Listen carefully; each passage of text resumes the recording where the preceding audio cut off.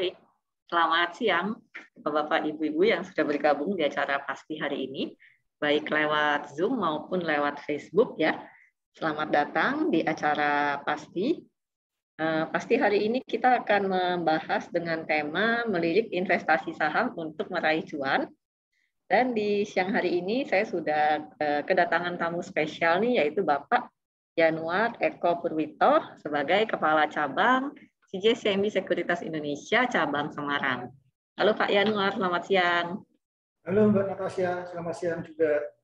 Iya. Nah, untuk Bapak Ibu yang sudah ada di sini, bila ada pertanyaan yang ingin diajukan ke Pak Yanuar, bisa langsung diketik saja di kolom Q&A ya, dan nanti akan dibantu jawab oleh Pak Yanuar pada saat sesi tanya jawab.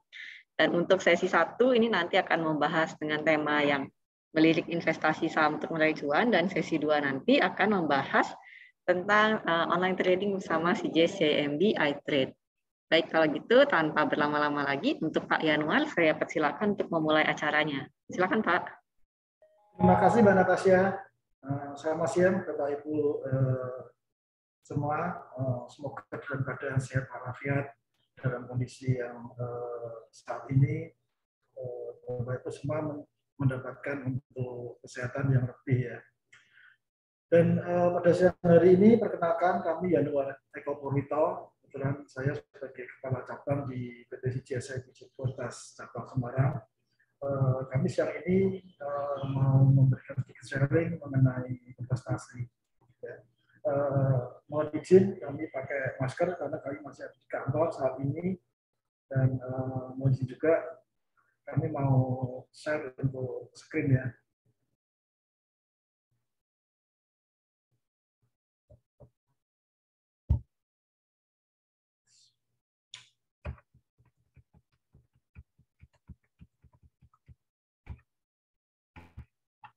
Oke Bapak Ibu sekalian, pada siang ini kami mau memberikan sedikit sharing ya mengenai melirik investasi saham untuk meraih cuan.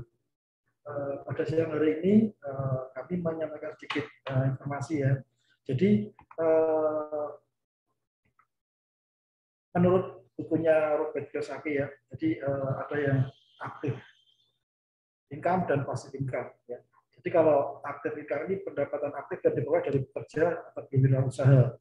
Jadi kita bekerja untuk mendapatkan uang. Dan kalau pasif, penghasilan yang diperoleh dari aset atau harta yang kita miliki. Ya. Uang yang bekerja untuk kita, seperti itu. Ya. Masih menurut dari Robert Kiyosaki ya, jadi ada mindset yang berbeda. Di sini orang yang belum berhasil dan orang yang berhasil. Yang nomor satu, jadilah orang yang pandai dan cerdik agar bisa bekerja di perusahaan besar. Ya. Terus yang kedua, aktif atau bekerja supaya dapat uang untuk ditabung. Yang ketiga, pada saat kondisi sulit, saya tidak mampu mencapainya. Kemudian, nomor 4, bekerja untuk uang. Ya. Di sini dari mindset yang dari orang berbasis tersebut berbeda dengan orang yang berhasil. Ya. Jadi ketika orang yang pandai dan cerdik agar bisa bekerja di perusahaan besar, di sini orang berhasil malah memiliki perusahaan dan mempekerjakan orang yang pandai dan cerdik. Ya. Jadi dia cuma mempekerjakan orang, tapi dia tidak bekerja sendiri. Terus kemudian untuk aktif income ya, di sini kalau yang orang berhasil adalah passive income. Dia punya bisnis, sewa properti, investasi dan lain-lain. Kemudian yang ketiga, pada saat kondisi sulit, bagaimana saya tidak mampu mencapai yang lebih baik? Bagaimana saya bisa mampu mencapai lebih baik? Itu di sini berbeda dengan kondisi orang yang berhasil. Karena orang yang berhasil ngomong dia tidak mampu mencapainya. Tapi pada saat orang berhasil ngomong, bagaimana saya bisa mampu mencapai yang lebih baik. Terus untuk yang orang berhasil akan memilih uang bekerja untuk kita. Ya. Jadi kita tidak bekerja untuk uang, tapi uang yang bekerja untuk kita. Nah, di sini di cash flow quadrant yang masih dari Robert Kiyosaki ya, ada beberapa kuadran yang saat ini kejadian di kita ya. Jadi ada aktif ya, jadi di sini ada yang pasif. Kalau yang aktif itu dia bekerja untuk uang, tapi yang pasif itu uang bekerja untuk dia. Di sini kalau yang aktif ada employee, jadi kita bekerja dari pagi sampai malam, kadang-kadang lembur untuk mendapatkan uang. Tapi ketika kita nggak bekerja ya, kita akan nggak mendapatkan uang seperti itu. Ada juga yang self-employed, ya. Jadi di sini ini kategori aktif ya. Jadi kalau dia nggak bekerja, dia nggak dapat uang. Nah, di sisi passive income ini ada yang big business ya. Kalau kita melihat seseorang yang punya bisnis, dia mampu membayar orang pintar, orang cerdik, dan dia yang bekerja, orang-orang tersebut bekerja untuk dia. Ya. Kita ambilkan contoh di sini ada Bill Gates ya. Dia adalah pemilik Microsoft. Dan sementara ada bagian lagi investor. Dia investor, dia di mana dia tidak bekerja, dia cuma menanamkan dananya ke beberapa perusahaan dalam bentuk saham ya, sehingga dia akan mendapatkan akan menikmati hasilnya ketika perusahaan itu akan mendapatkan untung atau laba. Ya, di sini kita contohkan sebagai Warren Buffett. Oke, nah di sini ya manusiawi ya, jadi fear dan greed, jadi ketakutan dan percaya diri ya. Jadi kalau kita melihat kita takut hidup tanpa uang, memotivasi kita untuk bekerja ya. Jadi kita bekerja dari pagi sampai sore untuk dapat uang. Kita bekerja keras, setelah kita mendapatkan penghasilan, ada hasrat mengajak kita memberikan hal-hal yang indah. Ya. Jadi kayak konsumer ya, konsumerisme. Jadi kita lebih memikirkan hal-hal yang konsumtif, seperti membeli handphone baru, kendaraan baru dan lain-lainnya. Nah ini merupakan jebakan rat race. Kalau kita lihat di slide berikutnya, ya, apakah itu rat race? Ya. Jadi seperti Bapak Ibu ketahui ya, rat race itu seperti kalau kita melihat hamster ya, tahu hamster itu di rumahnya kan berbentuk bundar kayak roda gitu ya. Ya, dia akan lari terus, tapi ya kemana-mana, cuma di situ aja. Itu hampir sama karena istilahnya yang kita gunakan ketika menggambarkan kondisi keuangan saya untuk bebas keuangan atau financial freedom. Jadi itu seperti kita lari di rumahnya hamster seperti itu. Ya. Jadi kita bangun pagi, berangkat kerja, mendapatkan gaji, bayar cicilan, beli ini itu untuk gaya hidup kita. Di akhir bulan sudah ada tabungan dan akhirnya berubah. Nah, itu seperti itu adalah lingkaran yang menandakan bahwa financial freedom belum kita dapatkan seperti itu ya. Nah, terus pertanyaannya yang perlu direnungkan adalah apakah Anda masih mau hidup dalam jebakan rat race tersebut terus-menerus? Berapa lama lagi Anda harus mau dijebakan yang sama? Ya. Jadi kita nggak mau hal itu terjadi kepada kita terus-menerus ya. Oke, di slide berikutnya ini kita gambarkan fakta membuktikan bahwa setiap pekerjaan yang kita lakukan mempunyai keterbatasan. Kita mau kerja pagi, sore, malam, kita lembur, ya kita kelebihannya paling ya sedikit ya, dari yang kita dapatkan. Terus di Indonesia juga ada keterbatasan usia ya, jadi 55 tahun kebanyakan kita harus pensiun. Nah, di sini asumsi kita tidak bekerja, bagaimana pendapatan kita ke depannya. Makanya ini diperlukan untuk investasi. Jadi teman-teman, ketika kita investasi itu tujuannya apa? Ya. Satu adalah untuk melindungi aset kita dari yang namanya inflasi. Ya. Kita tahu inflasi itu kan setiap tahun bertambah. Sedangkan aset kita misalkan kita simpan di bank aja akan tergerus oleh inflasi tersebut. Ya. Makanya perlu namanya kita untuk investasi. Terus yang kedua itu tadi ya kita untuk membiayai biaya hidup setelah kita masa pensiun atau hari tua nanti. Itu juga diperlukan investasi. Ya. Yang ketiga juga ada diperlukan yaitu dana darurat ya, sewaktu-waktu kita butuh dan darurat itu bisa kita ambil. Ya. Itu yang kenapa kita diperlukan investasi. Terus ini berbagai alternatif passive income di investasi. Ya. Mungkin dari beberapa alternatif investasi itu teman-teman sudah pada tahu ya. Cuma yang kita sampaikan di sini kita ada beberapa investasi ya, ada seperti tabungan di emas, deposito, obligasi negara, dan saham. Dari beberapa investasi yang ada saat ini ya, yang kita tarik dari tahun 2008 sampai 2020, ya, itu dari 12 tahun, itu saat ini tabungan hanya malah minus ya, jadi 88,71%. Kenapa? Karena tabungan sendiri dipotong oleh biaya-biaya. Ya. Kemudian emas ada 122,30%, deposito 161,86%, dan obligasi negara 183,08%. Nah, kalau kita melihat di sini saham memiliki return yang paling tinggi ya, sebesar 331%. Jadi kalau kita melihat dari investasi taruh di mana saat ini, memang kalau kita melihat dari 12 tahun ke belakang, saat ini saham yang memiliki return yang paling tinggi. Oke, di sini kalau kita melihat dari mana sumber kaya para konglomerat. Kalau kita melihat ada Bill Gates dan Warren Buffett, dan mungkin teman-teman juga mengenal yang ada di Indonesia. Ya. 10 orang terkaya Indonesia. Yang pertama adalah Dwi Hartono dan Michael Hartono, di mana dia pemilik Jarum ya. Pada ini tahun 2021 kekayaan dia bertambah 50 triliun lebih.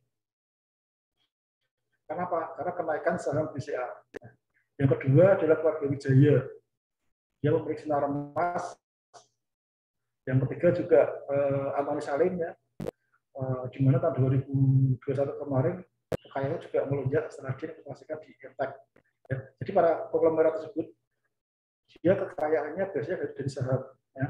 Jadi teman-teman kalau melihat para konglomerat tersebut akan melihat bahwa kenaikan kekayaannya drastis karena saham. Oke. Nah, di sini kita melihat Warren Buffett. Dia pengusaha investor dermawan Amerika yang merupakan ketua dari CEO Berkshire Hathaway. Di sini Warren Buffett melakukan investasi di saham. Teman-teman kalau mungkin bisa baca-baca referensi ya. Dia memiliki saham Coca-Cola sejak tahun 88. Dia berarti saat ini lebih dari 33 tahun. Kenaikan saham Coca-Cola tersebut itu sampai dengan 1.500% selama 33 tahun. Kemudian dia juga menanamkan investasinya di perusahaan coklat ya, di California itu selama 47 tahun. Sejak tahun 1972. Itu kenaikannya 8.000%. Ya. Jadi teman-teman kalau kita melihat keberhasilan Warren Buffett di saham ini, kita sebagai investor yang sukses di dunia saat ini.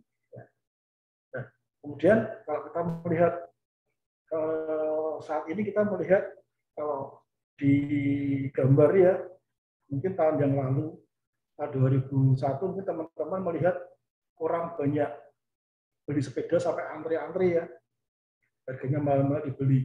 Nah, di situ karena gaya hidup aja teman-teman. Ya. Kalau mungkin kalian melihat dari investasi, kalau kita pada kacamata investasi, mungkin sepeda itu kalau kita investasikan di salah satu produk investasi atau saham, itu mungkin 5 tahun ke depan tidak jadi sepeda ya, jadi mobil malah. Jadi karena ada kenaikan di setiap tahunnya. Ya. Jadi teman-teman, saya rasa investasi itu sangat perlu ya. Jadi jangan sampai karena kemakan gaya hidup sehingga kita melupakan yang namanya investasi. Oke, saat ini kita coba bicara mengenai konsep saham, teman-teman. Ya. Jadi tadi kita melakukan investasi di pasar modal, di saham. Sekarang kita melihat apa itu saham. Jadi saham itu adalah bukti kepemilikan suatu perseroan atau perusahaan yang merupakan klaim atas keberhasilan dan kekayaan perseroan. Ya. Jadi di sini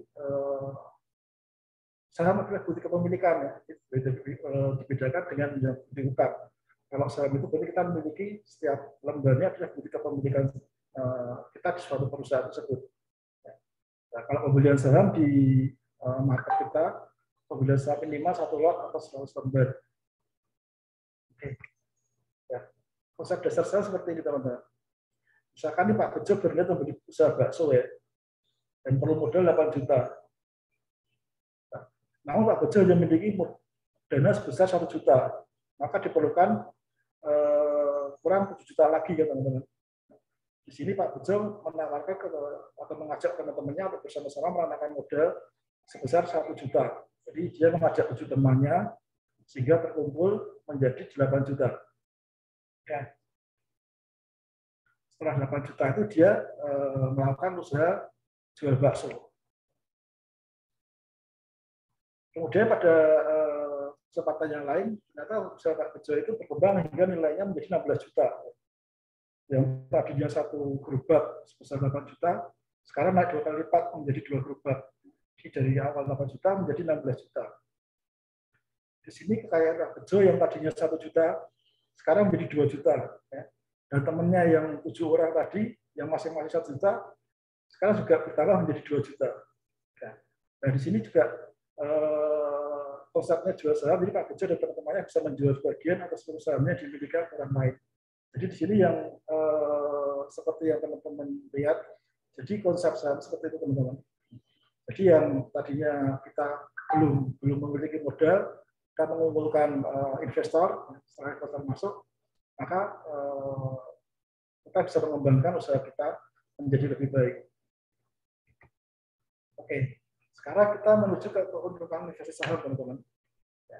Jadi selain saham ini ada beberapa keuntungan yang bisa kita peroleh ya. Pertama adalah capital gains. Capital gain atau selisih harga beli dan harga jual. Jadi teman-teman ini kita membeli saham dan kita menjualnya kembali dengan harga yang lebih tinggi, berarti kita mendapatkan yang namanya capital gains. Terus dividen ya. Jadi pembagian keuntungan yang dibagikan kepada perusahaan, kepada pemegang sahamnya teman-teman.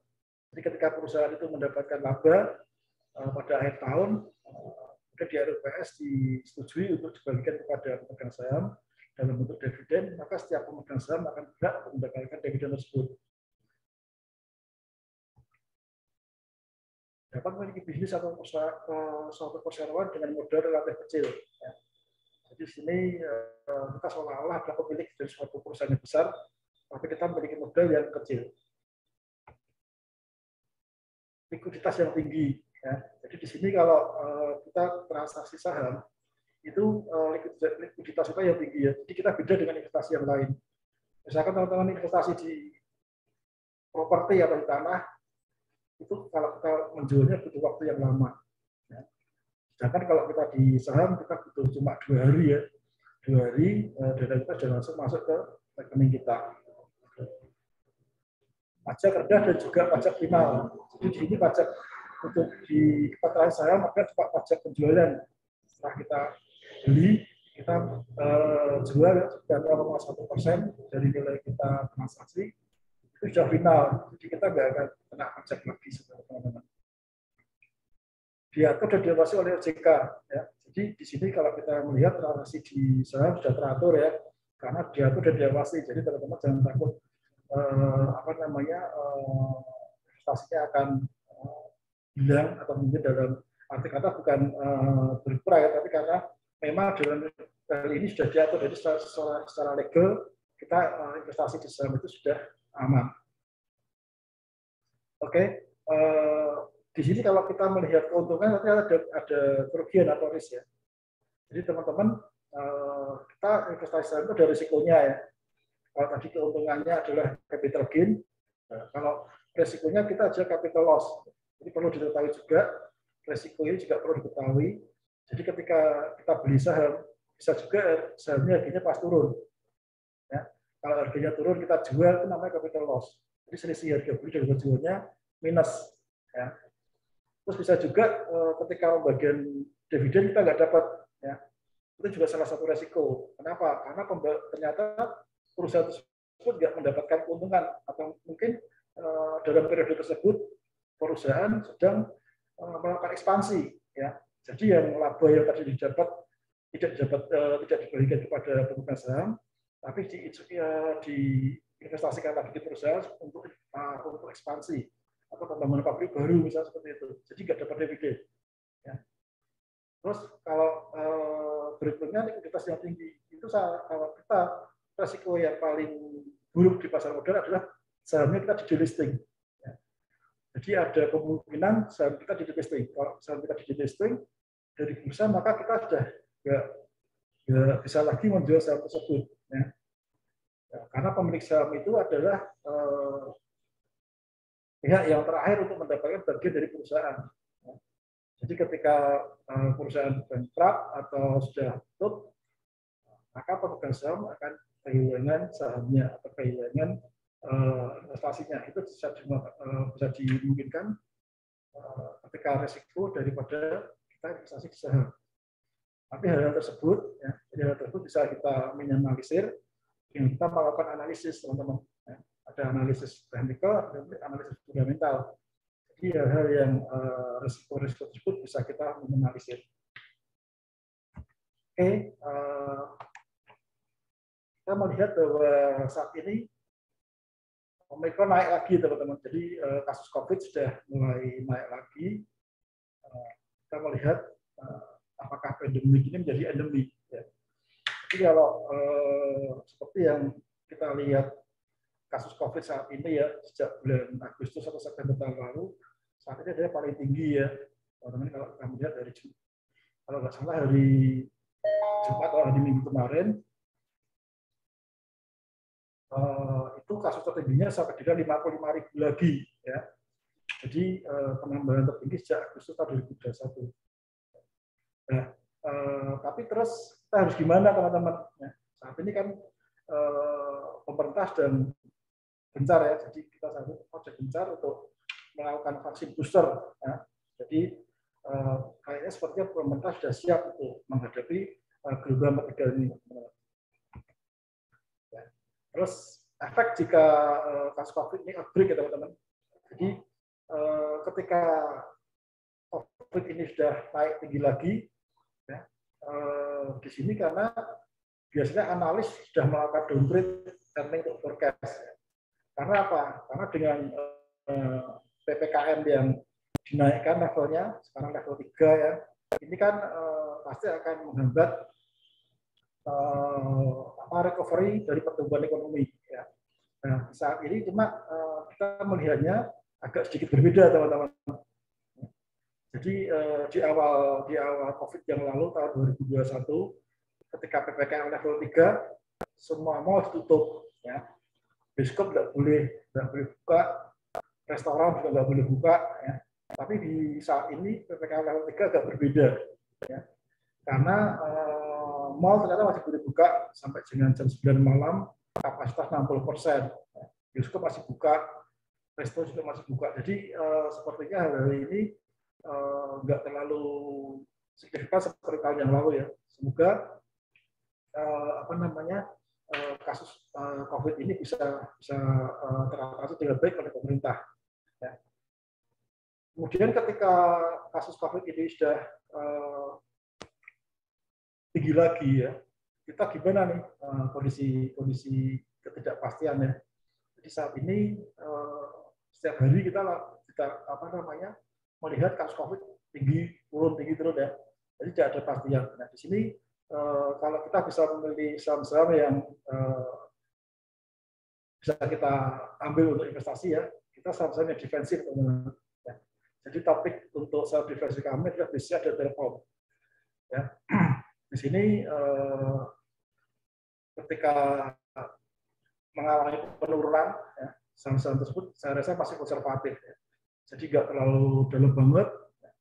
Juga ketika naik juga masih biasa saja, jadi nggak terlalu tajam ya turun naiknya.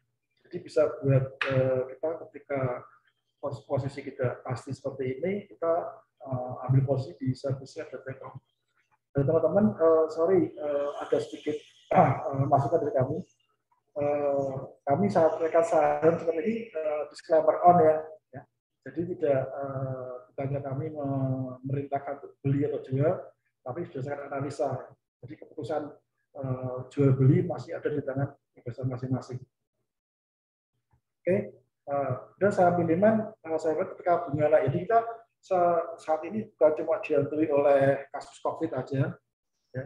Juga kita juga Hangui di depan adalah bunga The Fed yang akan naik. Jadi kemungkinan The Fed akan menaikkan suku bunga sebanyak 4 kali tahun ini. Kemungkinan yang pertama besok bulan Maret.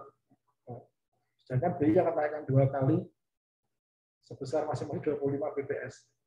Jadi pengaruhnya terhadap saham-saham yang akan kita investasikan ya. Jadi sektor yang memiliki earning growth yang baik akan lebih perform. Jadi ketika The Fed menaikkan suku bunga, kita masih mempunyai 5 topik ya untuk saham kita. BCA, Telkom, BNI, dan KB Pharma. Jadi saham-saham ini yang bisa kita investasikan untuk kondisi yang saat ini. Ya.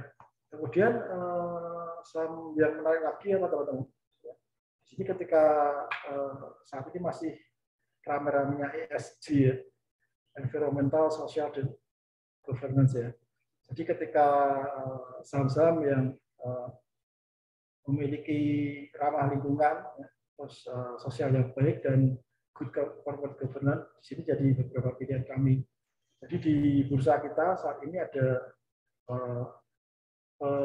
apa namanya pembuatan indeks ya. Jadi indeks ini juga saham-saham yang memiliki ESG yang dari skornya yang cukup tinggi.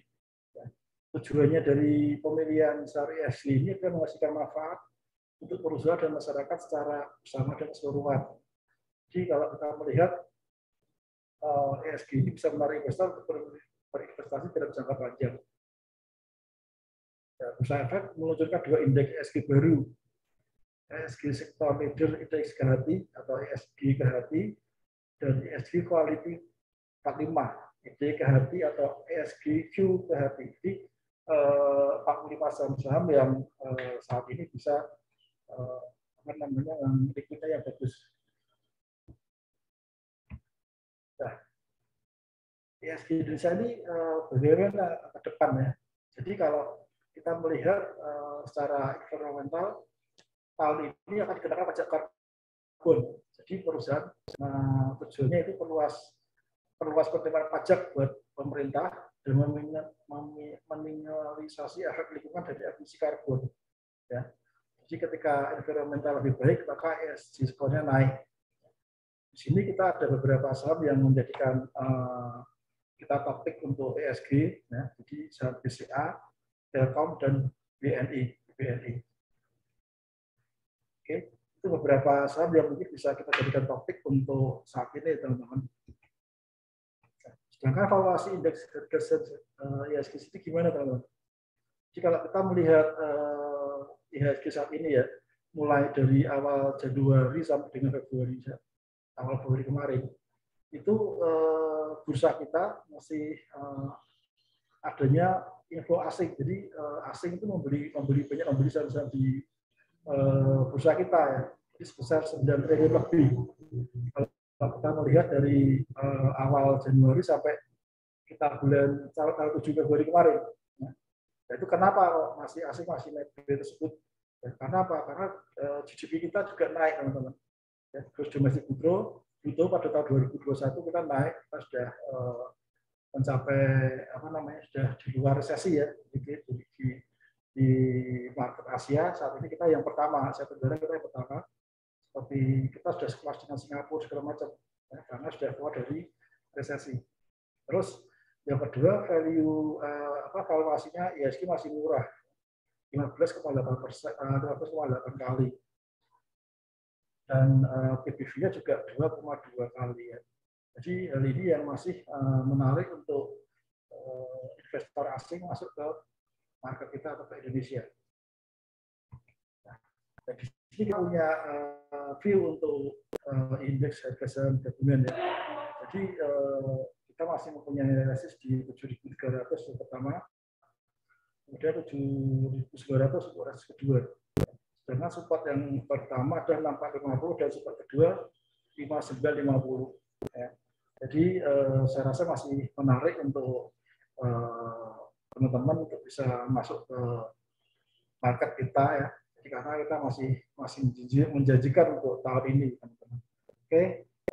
teman-teman itu mungkin yang bisa kami sampaikan ya. Jadi teman-teman kalau misalkan mau mampir ke kantor kami di Semarang, kita ada di Jalan Diponegoro nomor 2A ya, Oppo Siranda. Ya, kalau teman-teman kebetulan mau apa namanya daftar online ya, kita juga bisa di bit.ly/CJSEB Register Semarang. Saat ini kita sedang ada promo Ampo ya, Tiger Festival. Mungkin teman-teman bisa mendapatkan salah satu Ampo tersebut untuk voucher investasi. Oke, mungkin cukup itu dulu Mbak Natasha, mungkin bisa dilanjutkan lebih lanjut. Terima kasih Mbak Natasha. Ya, terima kasih Pak. Nah, untuk Bapak Ibu yang hadir di sini, bila ingin bertanya bisa langsung aja diketik kolom Q&A ya. Nah, mungkin sambil kita menunggu pertanyaan yang udah masuk, biar saya yang nanya-nanya ke Pak Yanuar dulu ya. Kalau tadi kita lihat dari presentasinya Pak Yanuar, mungkin tentang ESG dan sebagainya gitu-gitu. Kalau misalnya rekomendasi Pak Yanuar, kira-kira sektor apa ya yang bagus ke depannya nih Pak? Oke, kalau sektor sekarang masih di seperti tadi ya Mbak. Jadi kalau sektor yang defensif stock ya, kayak di bank kita ada BCA, BRI, BRI, dan telekomunikasi Telkom Mbak. Itu yang masih menjadi apa namanya topik kita di mulai awal tahun ini Mbak. Jadi masih bank konservatif gitu ya Pak, kayak Betul. BCA gitu ya? Iya betul. Karena memang saham-saham tersebut tadi defense ya Pak ya. Jadi ketika saat ini kondisi tidak menentu ya, jadi kita masih menunggu apa namanya kasus COVID mereda, terus ada nanti kedepannya The Fed menaikkan suku bunga seperti itu, kita masih pegang saham-saham defense. Cuma saat ini juga yang minggu kemarin beberapa sektor komoditas naik ya setelah ketakutan adanya penyerangan Rusia ke Ukraina. Mungkin bisa menjadikan beberapa saham-saham yang mungkin berbasis dengan emas bisa jadi pilihan, Mbak. Seperti MDKA dan Antam bisa jadi pilihan untuk sektor komoditasnya.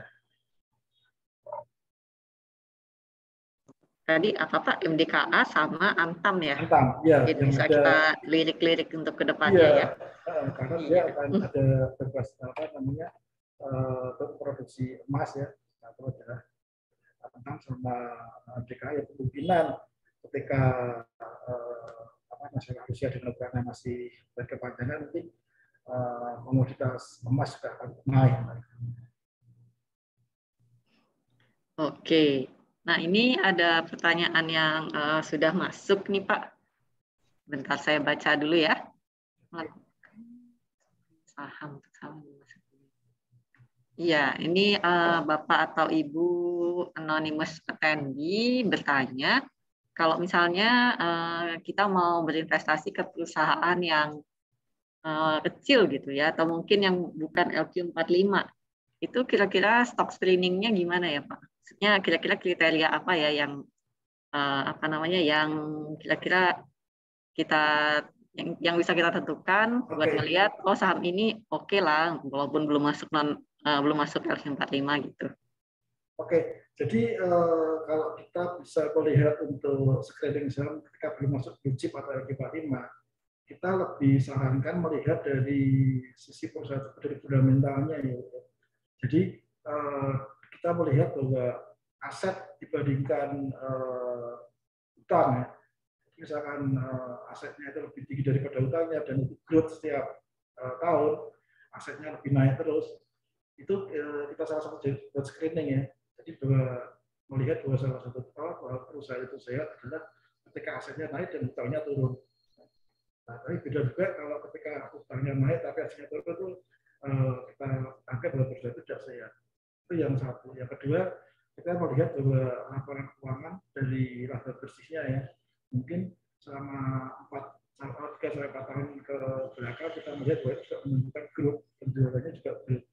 Ya, jadi kita ketika melihat screening itu harusnya kita melihatnya ke fundamental ketika saham-saham itu masih kecil atau belum masuk ke LQ45 atau blue chip gitu. Dan lebih apa namanya, lebih concern kita ke asetnya. Takutnya nanti ketika asetnya semakin tipis tapi udah naik ya, ya itu yang apa namanya, kita hindari satu tersebut. Gitu kan Mas ya. Ya. Jadi walaupun belum masuk LQ45 juga kita tetap harus melihat ke fundamentalnya ya Pak. Betul banget. Nah, kita terutama lihat asetnya tadi ya. Kita bandingkan aset dengan hutangnya, itu yang istilahnya dasar yang buat kita dalam perusahaan itu sudah perusahaan sehat apa enggak. Karena kita melihat pembeli saham itu juga membeli aset. Ya. Itu ya Bapak Ibu yang tadi bertanya, mudah-mudahan membantu jawabannya. Nah ini ada yang bertanya lagi nih Pak di chat ya, dari Ibu Grace Chandra ya. Apakah boleh share saham yang bisa dimulai dari Rp100.000 tapi berkualitas dan berpotensi untuk naik? Oke. Jadi tadi saya bilang laporan keuangan yang belum fundamental. Kalau Ibu punya 100.000 itu kita beli perusahaan yang bagus saat ini ya kemarin telah telah mengeluarkan laporan keuangannya, dia naik laba bersihnya sebesar 35%. Itu saham Sido Ibu. Ya, saham Sido muncul itu kalau mungkin jadikan salah satu saham yang di bawah harga 1.000 ya, itu masih layak untuk kita investasikan. Terus yang kedua, mungkin bisa juga saham-saham konsumer yang seperti saham Erapun dan saham Aces. Nah, itu juga bisa dipakai untuk saham-saham 200 yang mungkin yang 100.000 ya, misalnya satu lot itu kan 100 lembar, berarti harganya di bawah 1.000 itu bisa mungkin itu boleh untuk investasi. Itu kalau kita melihatnya.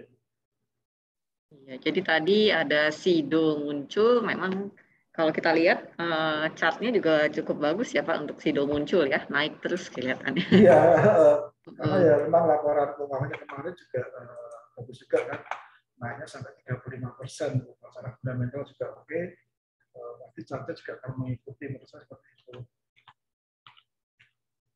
Tadi selain Sido ada saya lupa lagi nama ini. RAA ya, yang jelas Era Jaya Swasembada ya. Oke. Sama Aces. Kalau Aces kayaknya sudah di atas 1.000. Cuman ya mungkin kalau iya. kalau 1.200-an. Iya, kalau misalnya Ibu ada modal lebih dikit ya nggak apa-apa lah ya. Masih oke ya Pak ya untuk diinvestasikan ke depannya ya. Iya.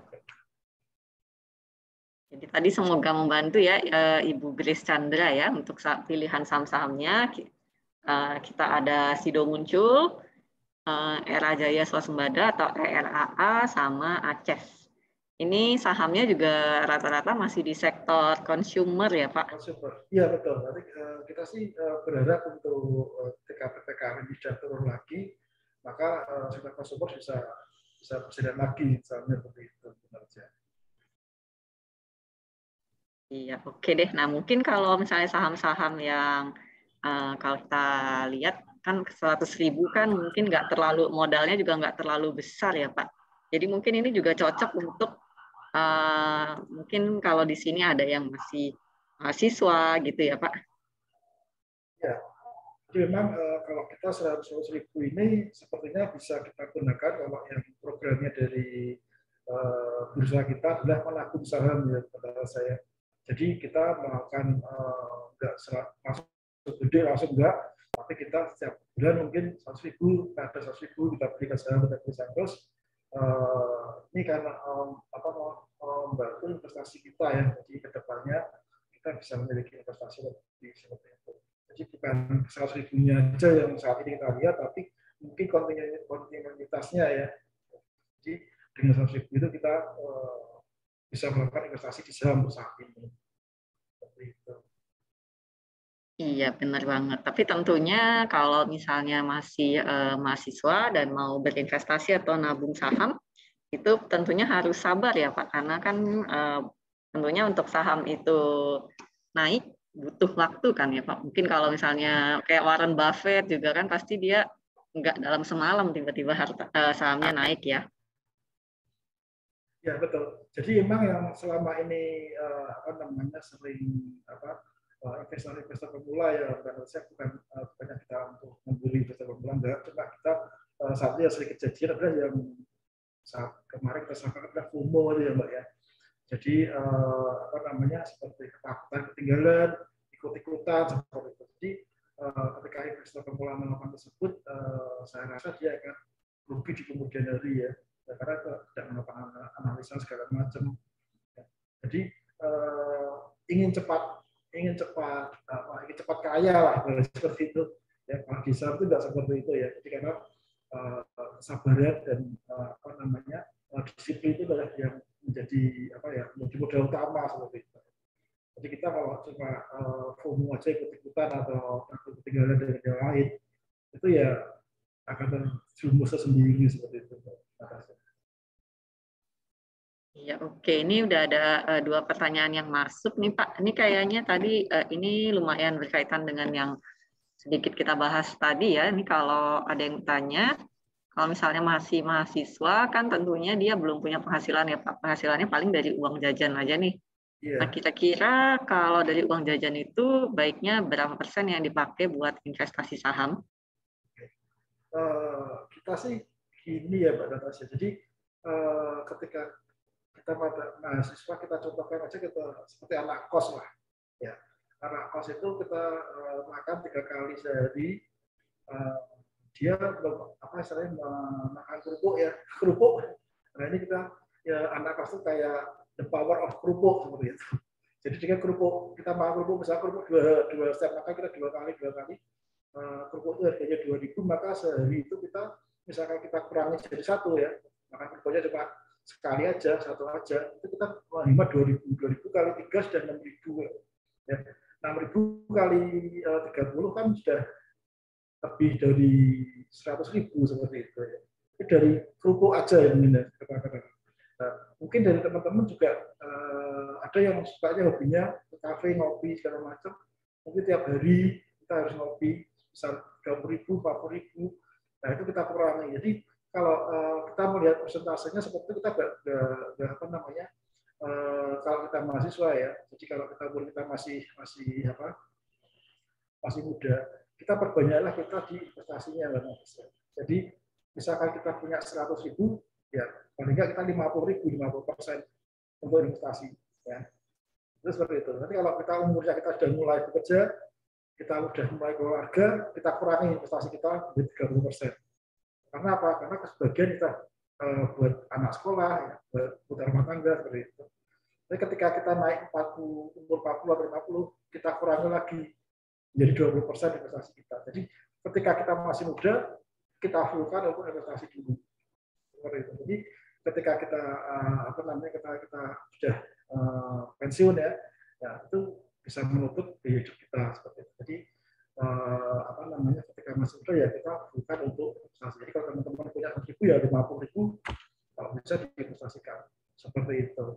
Jadi apa namanya ketika kita tahu kita punya modal lah, ya, dimulai dari tua kita. Misalkan kita sudah lulus kuliah ya kita kan juga modal untuk mau nikah seperti itu ya. Terus apa namanya itu yang mungkin bisa kita gunakan ketika apa saatnya nanti kita membutuhkan dana seperti itu Pak Natasha. Ya, yang penting dimulai dulu aja ya Pak, karena emang kalau apa-apa itu yang paling susah itu mulainya. Mulainya. betul banget Pak Natasha. Nah ini ada pertanyaan nih Pak, ada yang bertanya untuk menurut Bapak untuk saham properti di tahun 2022 ini gimana ininya prospeknya kira-kira? Kalau properti sih saat ini kita juga masih ini ya, karena ada beberapa diskon kemarin yang mengenai pajak tuh ya. Karena kalau kita melihat beberapa sektor ini mungkin properti masih apa ya, masih belum terlalu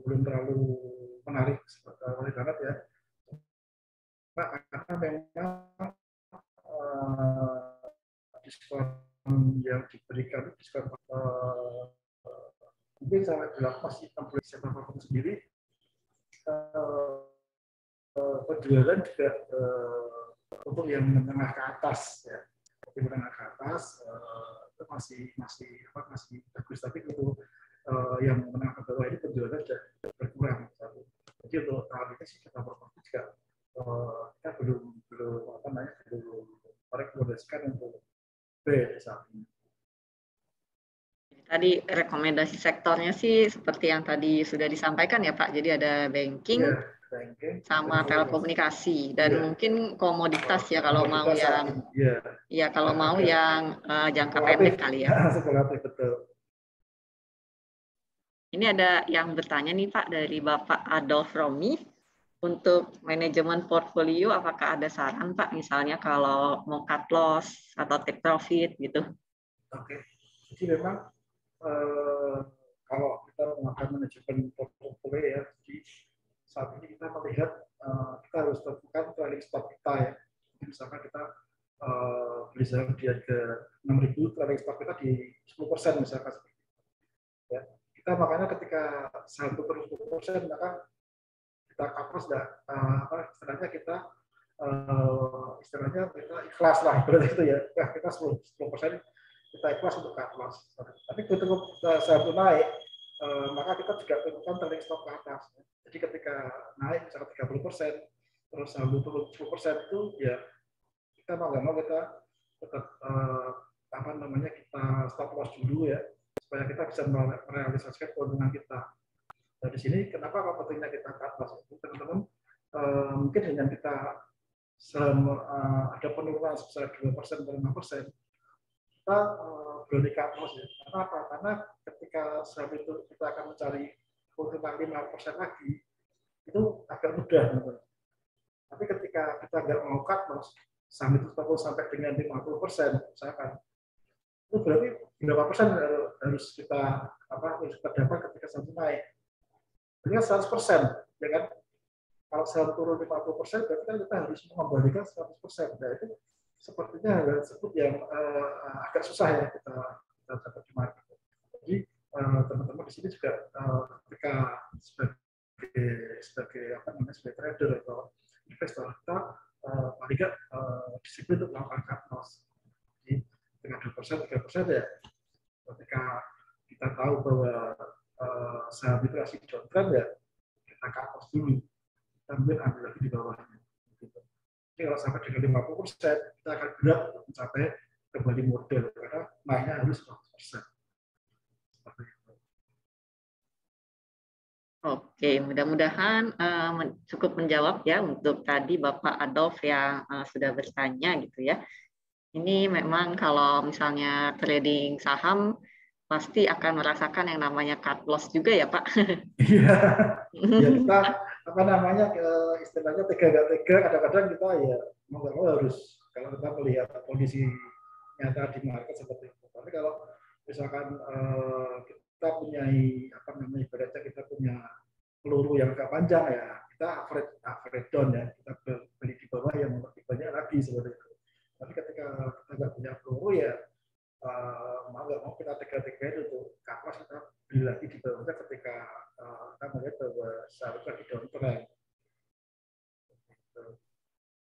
Betul, maka dari itu mungkin analisa teknikal juga penting ya Pak. Apalagi kalau kita lihat saham yang kita pegang, chartnya kayaknya turun terus gitu dalam waktu jangka menengah atau panjang, ya mungkin bisa dihindari dulu atau kita cut loss untuk saham yang mungkin lebih menguntungkan ya Pak. Betul, jadi memang di sini kalau kita melakukan untuk trading jangka pendek ya, kita lebih melihat lebih ke analisa teknikal ya. Jadi di situ teman-teman juga bisa mengikuti kelasnya CCP ya. Jadi sekarang pada kelas teknikal bisa dilihat, nanti bisa diikuti bareng-bareng, mengajarkan bahwa gimana kita melihat potensi saham itu maupun naik. Karena kalau secara fundamental saham itu bagus, tapi teknikalnya masih cenderung turun, maka itu saham akan turun terus.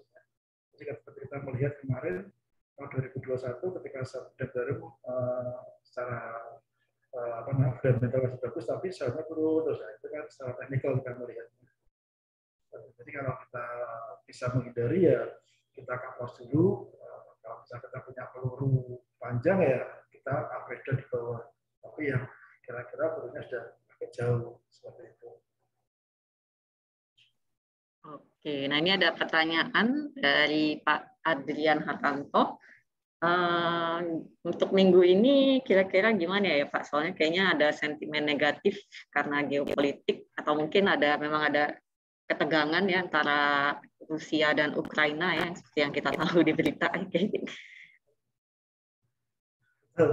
Jadi memang itulah mungkin salah satu kelebihan market di di Indonesia ya.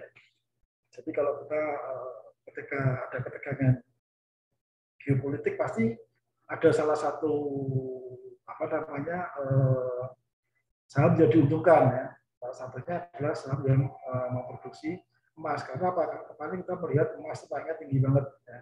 Nah, di situ bisa kita lirik. Jadi ketika saham-saham yang lain turun, kita bisa mengoleksi saham-saham yang komoditas emas seperti itu. Jadi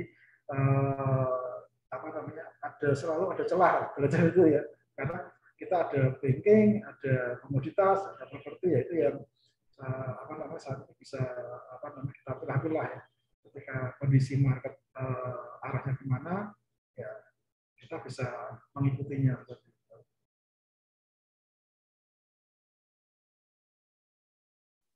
Iya, ini tadi pagi juga kayaknya ada rekomendasi dari tim riset kita ya. Kalau misalnya kayak situasi yang sekarang ada oil naik atau gold naik, bisa untuk oil kan bisa watch MEDC, ELSA, dan BP. Kalau gold bisa yang tadi kata Pak Yanuar ada Antam, MDKA sama BRMS ya Pak.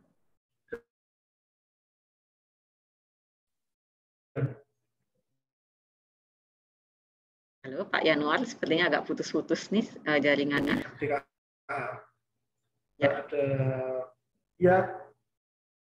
Jadi ada plus minusnya di market kita. Jadi kebetulan kita punya beberapa sektor komoditas yang mungkin pada saat terjadi ketegangan geopolitik, komoditas tersebut akan naik. Ya, itu akan jadi semacamnya paling enggak kita punya tempat lari untuk sementara dulu seperti itu.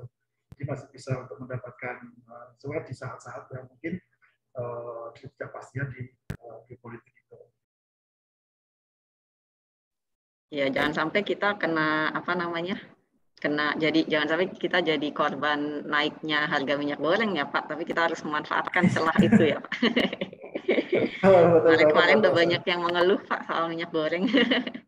Iya, karena CPO naik tinggi, tapi kok minyak gorengnya kita tinggi ya, ternyata CPO-nya itu dijadikan biodiesel. Jadi untuk minyak yang sedikit di porsi minyak goreng itu lebih sedikit ya. Jadi lebih banyak diarahkan ke biodiesel. Jadi ketika harga CPO-nya naik, ya minyak gorengnya juga terangkat karena memang produksinya betul-betul biodiesel. Nah, coba kalau ini kan ketika ketegangan Rusia sama Ukraina ini kan di sana juga banyak cadangan minyak yang mungkin terganggu supaya yang bikin harganya minyak akan naik. Nah, itu kan kita ada beberapa emiten yang mungkin bisa diuntungkan dari sektor-sektor tersebut. Oke, semoga menjawab pertanyaan dari Bapak Adrian Hartanto ya. Nah, sebentar. Ini dari Ibu Umi Kalsum, apakah dari CJCMB membentuk suatu komunitas grup untuk rekomendasi dan membahas saham? Kalau di cabang Semarang sendiri gimana Pak?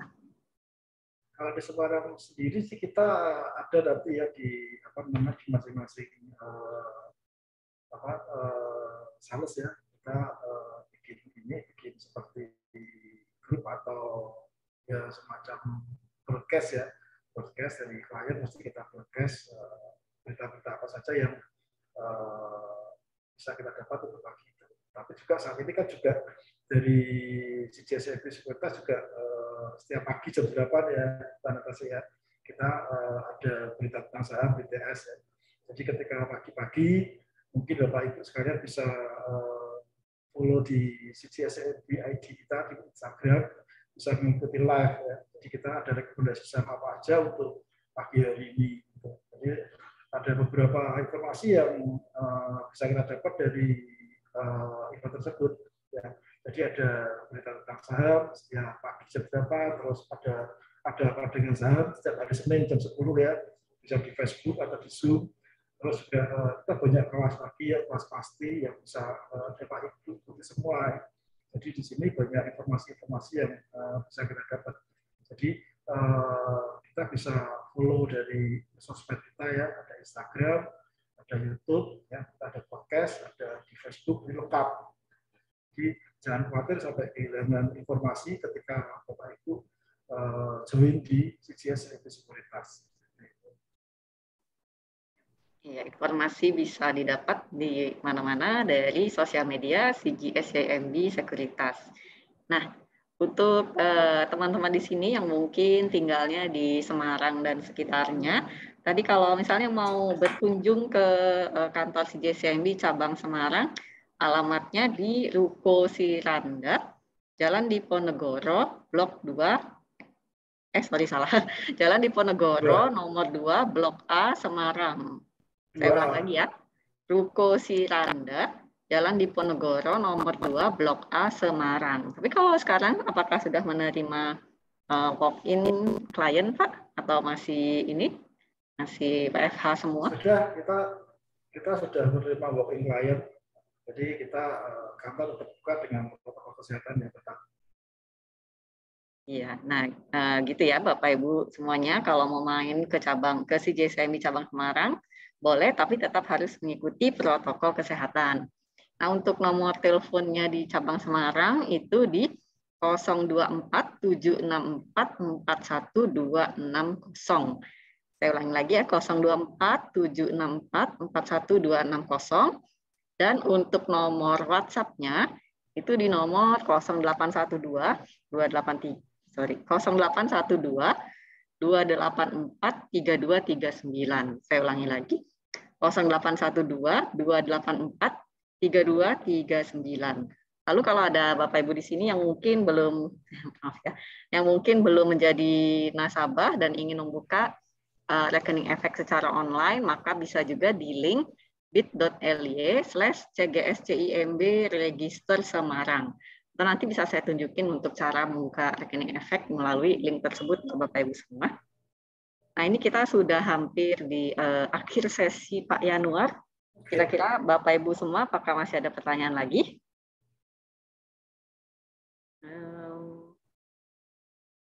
Oke, sepertinya sih sudah tidak ada lagi ya.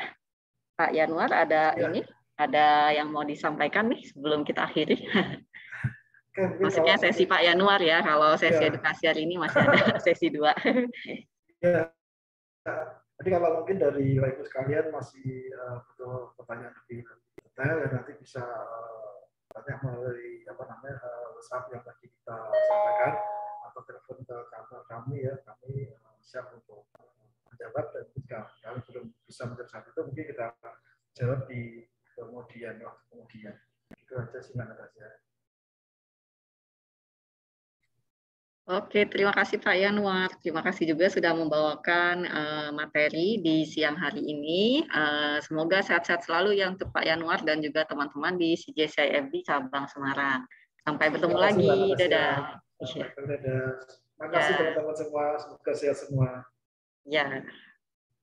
Ya, oke, teman-teman, ini kita acaranya belum selesai ya. Kita masih ada sesi 2, yaitu membahas tentang cara membuka rekening efek dan juga online trading bersama CGS CIMB Sekuritas Indonesia. Jadi kalau tadi kan saya udah share untuk membuka rekening efek lewat link ya. Jadi kalau misalnya teman-teman di sini mau membuka rekening dengan Bapak Yanuar atau lewat cabang Semarang, bentar ya. Ini bisa di bit.ly/cgs, di sini diketik aja ya, CGS CIMB register Semarang. Nah, nanti di sini akan muncul nanti untuk email dan juga nama lengkap. internet saya seperti biasa agak lambat ya. Kira-kira sih tampilannya mirip-mirip kayak yang di sini juga.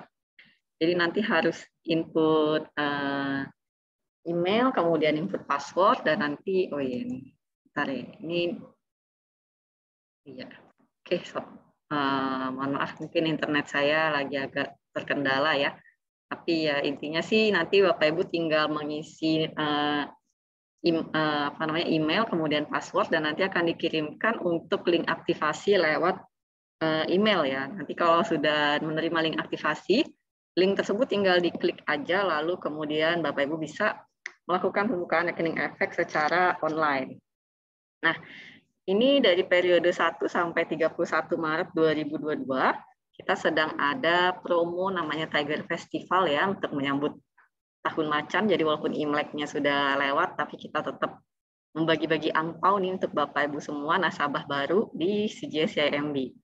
Jadi kalau kita klik di sini, nanti begitu rekening efeknya aktif, itu nanti Bapak Ibu akan diberi link untuk memutar wheels, dan nanti di masing-masing wheels-nya itu ada beberapa pilihan angpau, ada 7 pilihan angpau, dan nanti Bapak Ibu bisa mendapatkan salah satu dari pilihan-pilihan ini.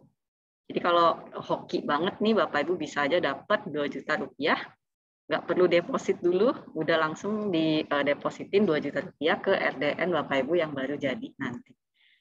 Gitu ya.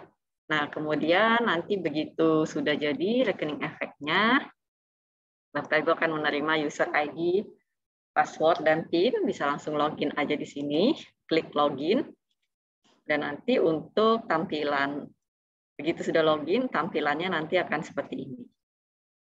Ini, kemudian tadi kan kalau misalnya Bapak Ibu ingin rekomendasi saham yang mungkin di bawah 1000, tapi masih cukup baik ya ininya, prospek ke depannya. Jadi tadi Pak Yanuar sempat menyebut ada ERAA, ada Sido Muncul, dan juga ada ACES. Kemudian kalau sudah login di sini, ini kita bisa langsung aja klik, misalnya saya mau beli ACES di harga offer paling atas. Oh ya, sebelumnya saya mau kasih tahu dulu untuk ini. Jadi ini cara bacanya, kalau untuk last itu adalah last dan price. Kalau close itu adalah harga penutupan kemarin dari ACES. Open ini adalah harga pembukaan tadi pagi. Dan low ini adalah harga terendah ACES di hari ini. Kalau high adalah harga tertinggi. Average itu adalah harga rata-rata. Value adalah nilai transaksi ACES di hari ini. Volume, jumlah lembar transaksi, dan frekuensi ini berapa kali ACES ini ditradingkan di hari ini ya. Kemudian di sini ada bid dan ada offer. Kalau bid itu adalah antrian pembeli, kalau offer adalah antrian penjual. Jadi kalau saya mau beli ACES, kalau saya mau langsung dapat ACES-nya, saya langsung beli di harga offer yang paling atas sini.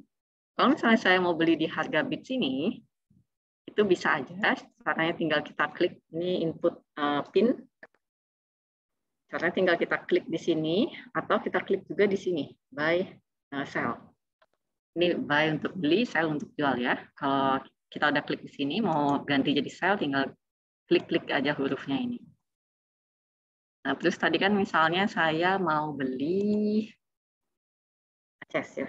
ACES, nah ini karena akun demo ya yang saya gunakan, jadi dia tidak ada uang dan trading limit, tapi kalau nanti Bapak Ibu sudah punya akun, biasanya kalau Bapak Ibu kan harus deposit dulu sebelum membeli saham, atau ya kalau nanti dapat angpau dari Tiger Festival, nanti tinggal tunggu aja uangnya masuk, nanti uangnya akan muncul di bagian sini, net cash ya, di net cash, kemudian tinggal kita masukin aja berapa yang mau kita beli, kemudian klik buy.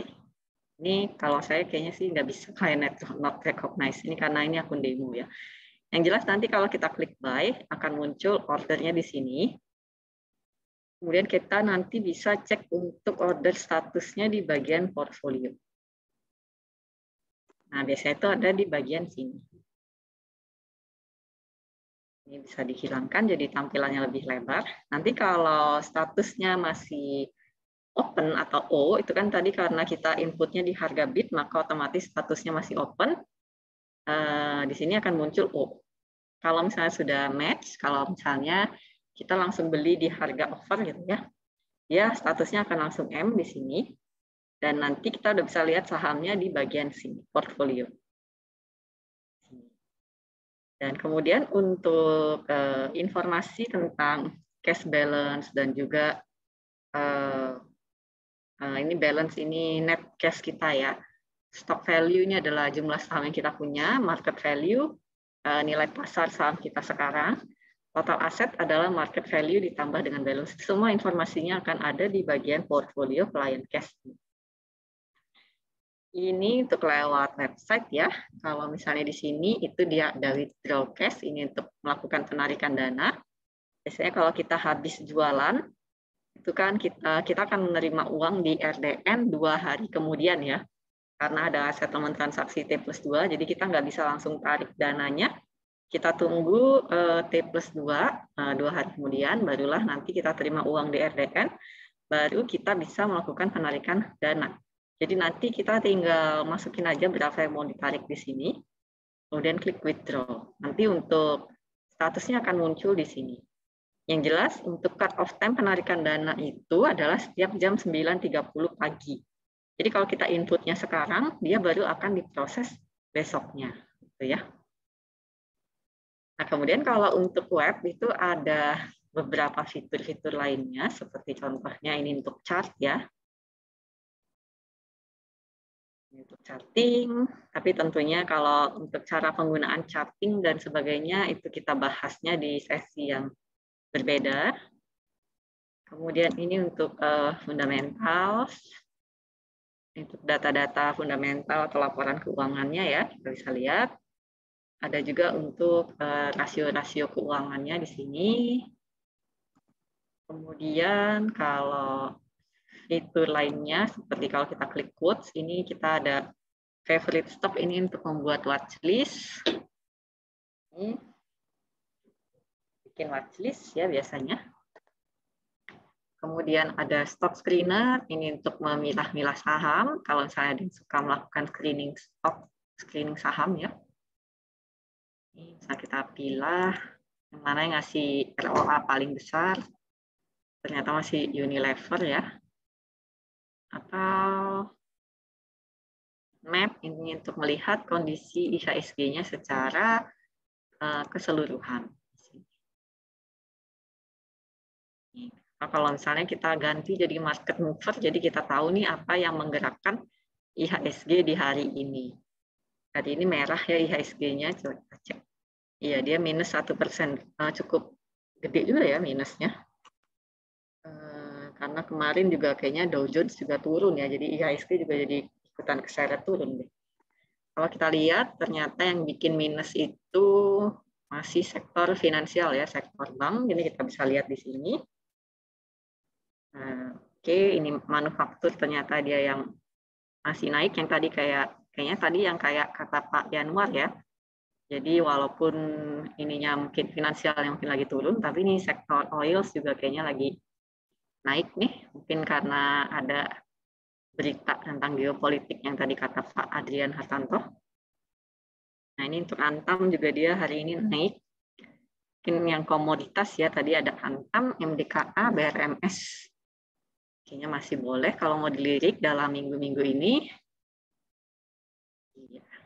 Oke, itu untuk yang jangka pendek ya. Kalau mau yang jangka panjang itu tadi kata Pak Yanuar, ada Sido, Era, dan Aceh. Nah, ini sekilas untuk webnya. Kalau mobile itu masih di sini. Nah, saya ganti dulu. Ya, bisa di-download di App Store ataupun Play Store. Jadi bisa login di sini. Bisa masukkan user ID, password, lalu klik login. Sekarang udah versi 44 ya. Kemudian ini masih sama, kita tinggal tap pada order book, kemudian kita ketik ini untuk sahamnya. Ini kayaknya saya capture sekitar tahun lalu deh. Harga Sido masih 790 sekarang. Tahun lalu atau 2 tahun lalu ya? Saya nggak lupa sih. Sekarang harga Sidonya udah 900 ya. Jadi ya memang sih lambat ya. Kelihatannya lambat, tapi ya itulah. Harus sabar ya Bapak Ibu. Terutama kalau mau jangka panjang ya.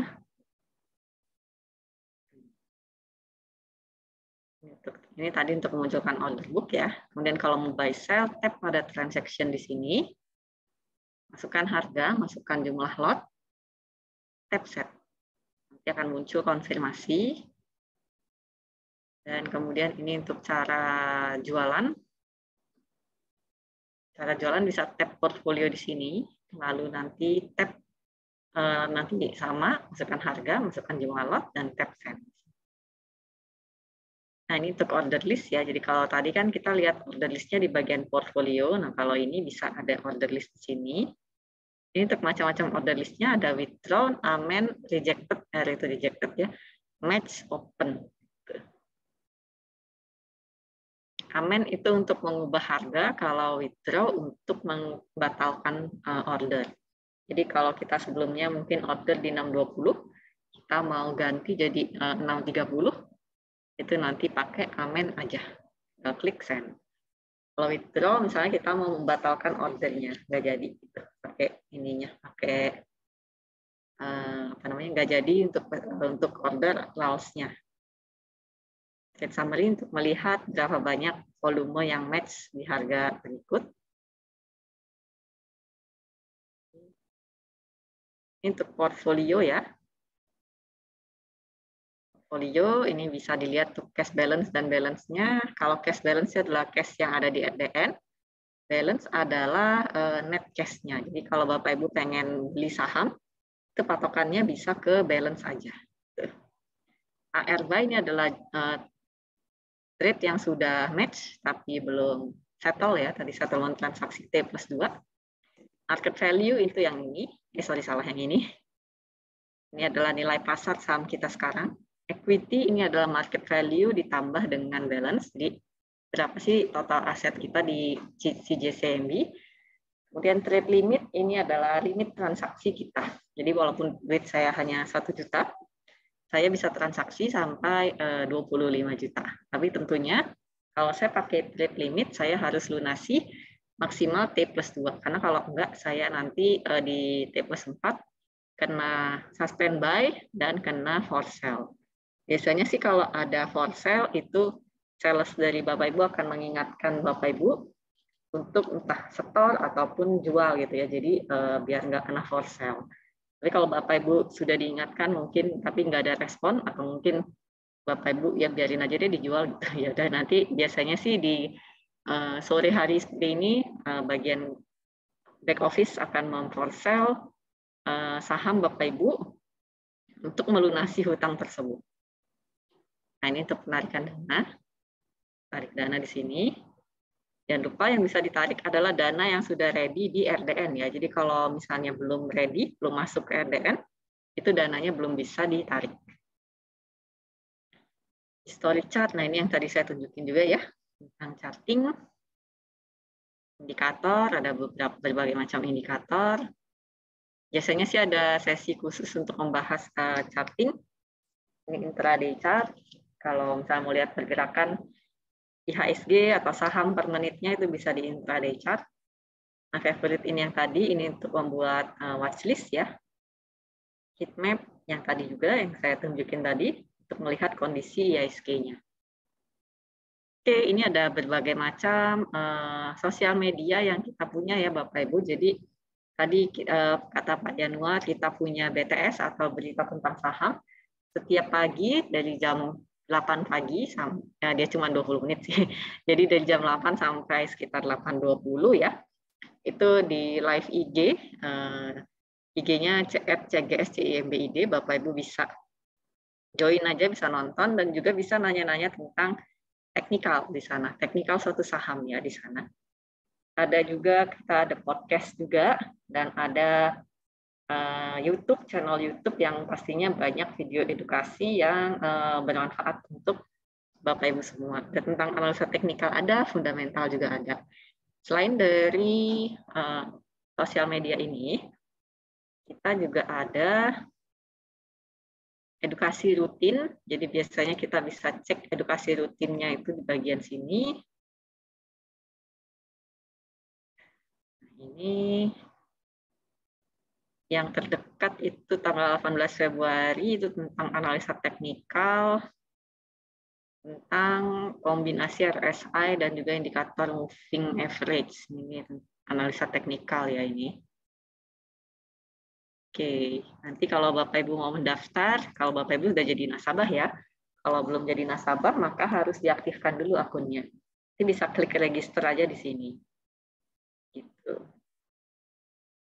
Kalau untuk Bapak Ibu yang belum jadi nasabah, itu kita ada, nah ini untuk yang umum ya, untuk yang belum jadi nasabah bisa ikut, atau juga bisa ikutan SPM Learn and Earn bersama IDX, bekerja sama dengan IDX, jadi nanti di tanggal 24 Februari. Jadi Bapak Ibu masih bisa mengikuti 2 edukasi ini. Tapi kalau udah jadi nasabah, bisa ikut yang ini aja. Oke, saya lihat dulu pertanyaan yang sudah masuk.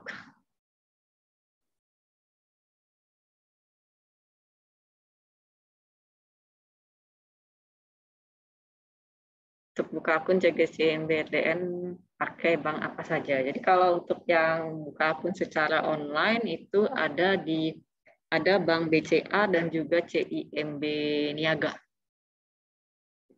Jadi kalau RDN-nya ya hanya BCA dan CIMB Niaga.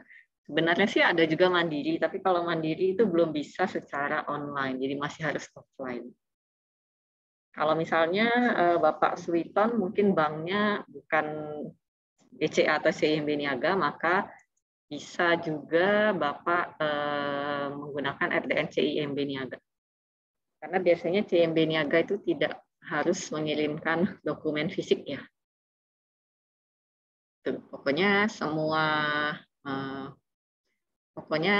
kalau misalnya semua datanya sudah lengkap, data-data sesuai Dukcapil, tidak ada kendala, biasanya akunnya akan jadi dalam waktu 1 sampai 3 hari kerja. Ada kelas untuk menjalankan atau memahami yang barusan dibicarakan. Ya terus. Oh gitu. Kapan ya ada kelas? Sebenarnya sih kalau misalnya pembahasan tentang online trading itu pasti selalu ada ya di tiap edukasi, tapi memang mungkin kalau edukasi yang nasabah saya memang agak jarang ya membahas yang ininya, yang apa namanya basic-basicnya, karena biasanya kalau nasabah biasanya udah pada jago gitu dengan platform-platform ya. Paling kalau yang saya tunjukin cuman yang fitur-fitur yang mungkin jarang dibahas saja, jadi biar nasabah tahu oh ada fitur itu gitu. Tapi kalau misalnya untuk yang basic-basicnya bisa untuk edukasi yang saat ini, atau nanti bisa ikut juga edukasi untuk yang learn and earn ya. Iya, ini. Yang ini. Bisa register aja. Ini untuk nasabah baru juga, kerjasama dengan Indonesia Stock Exchange. Itu.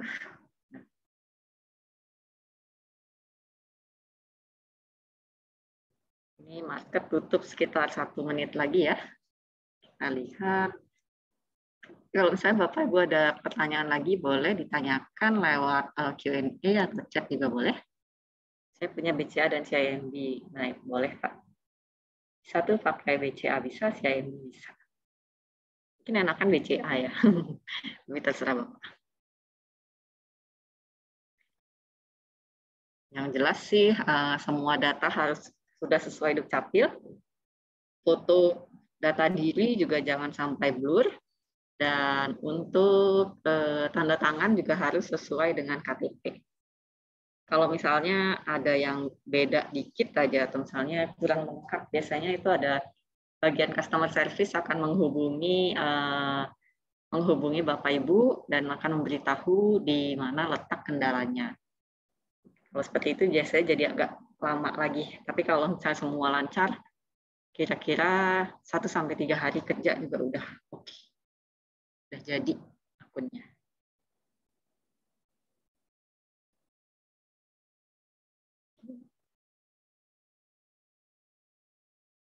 Atau mungkin kira-kira karena kita juga masih ada waktu nih ya, kira-kira untuk Bu Yani Indrawati yang tadi mungkin saya agak kecepatan nih jelasinnya. Kira-kira bagian mana yang mau diulang lagi boleh? Mumpung kita masih ada waktu.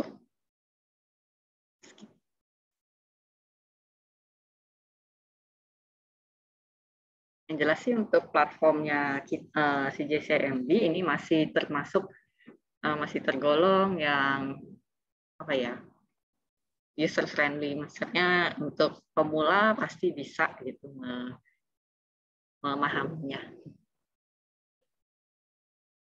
Oke, contohnya kalau lewat website mau beli tinggal arahkan kursor ke sini misalnya ya, klik di sini B, ini harganya udah muncul kan. Kemudian kalau kita klik lots, di sini akan muncul ada M-Cash dan M-Limit.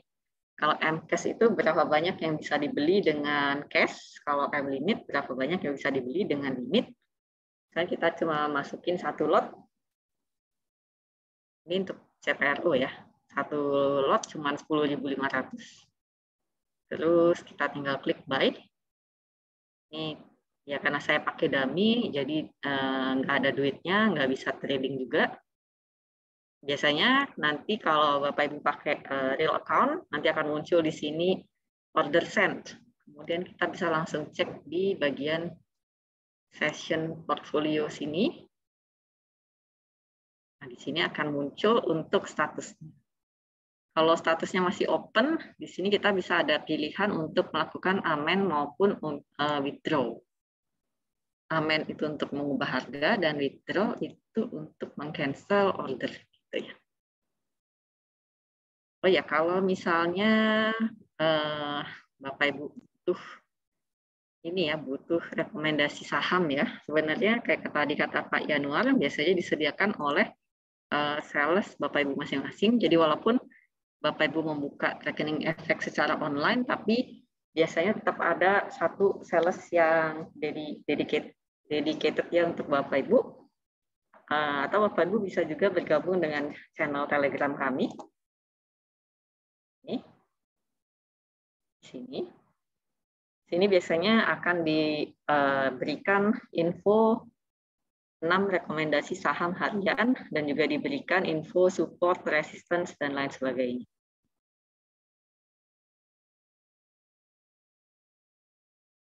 The tracking, ini karena akun demo jadi nggak muncul, bisa nggak muncul order trackingnya. Sini ya. Biasanya sih ini kalau kita ada order yang open ya, kalau ada order yang open, ini dia biasanya muncul nih untuk ordernya, kliennya, terus di sini ada pilihan order apa yang masih open, terus kita bisa klik aja untuk di order yang open tersebut, nanti biasanya akan muncul untuk data dari order kita itu di sini. Tapi karena akun demo jadi saya agak susah juga nih ngasih lihatnya. Jadi ini kita bisa pilih juga mau berdasarkan order atau market order ID. Ini untuk melihat kalau misalnya ada order open, kita di antrian yang ke berapa. Iya, bisa kelihatan di situ sih. Oke. Itu ada di website, versi website. Dalam waktu dekat juga CJCMB berencana melaunch platform baru ya Bapak Ibu semua. Jadi harap ditunggu aja. Kemungkinan kalau Bapak Ibu yang nasabah baru membuka rekening efeknya tadi lewat sini, klik register, itu bisa jadi udah kebagian untuk platform baru duluan. Tapi kalau lewat yang tadi, linknya bit.ly/CGSCIMB Semarang, maka masih menggunakan platform yang lama ini. Jadi ditunggu aja, tapi perlahan tapi pasti semuanya akan menggunakan platform yang baru. Lalu jangan khawatir juga, pasti tetap ada edukasi untuk baik untuk platform yang baru, pasti ada.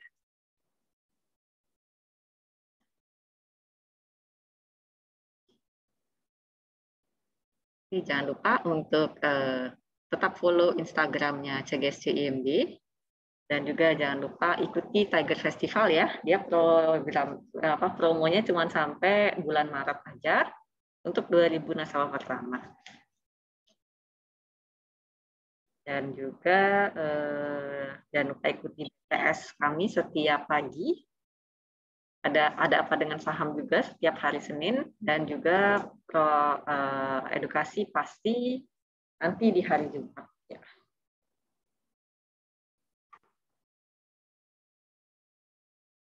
Oke, saya tunggu sebentar kalau masih ada pertanyaan ya.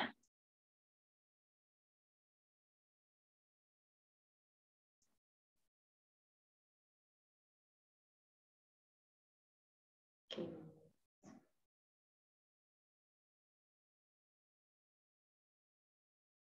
Tadi untuk link dari cabang Semarang itu bisa di yang ini. Sebentar saya tunjukkan dulu.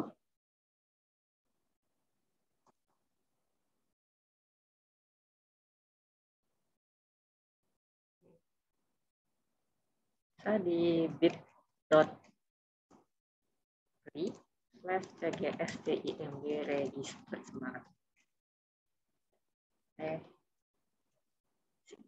Dia akan muncul untuk email dan juga passwordnya. Jadi kalau bit.ly itu Bapak Ibu akan otomatis menjadi nasabah dari Pak Yanuar tadi.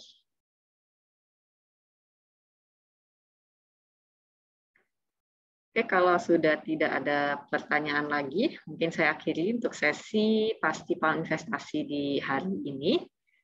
Iya, oke, kita bertemu lagi di Pasti Paham Investasi berikutnya, dan mudah-mudahan kita juga bisa bertemu lagi dalam keadaan Bapak Ibu sudah jadi nasabah kita ya.